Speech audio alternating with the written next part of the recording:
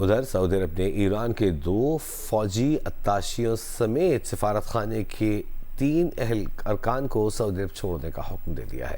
سعودی عرب نے 5 اہلکاروں کو ناپسندیدہ شخصیات یعنی پرسونا نان گراٹا قرار دے کر 24 گھنٹوں میں ملک چھوڑنے کا حکم دیا ہے۔ سعودی حکومت نے کہا کہ ایران نے سعودی عرب خلیج تعاون کونسل عرب کو اسلامی ملکوں کو بار بار ہدف بنایا۔ سعودی خود مختاری، سول انفراسٹرکچر، معاشی مفادات اور سفارتی تنصیبات کو نشانہ بنایا، اچھی ہمسائیگی کے اصولوں کی نفی کی۔ جارحیت جاری رہنے سے ہمارے تعلقات پر سنگین اثرات ہوں گے۔ 2 فوجی اتاشیوں سمیت سعودی عرب میں ایرانی سفارت خانے کے 5 ارکان کو ملک چھوڑنے کی ہدایت کی گئی ہے۔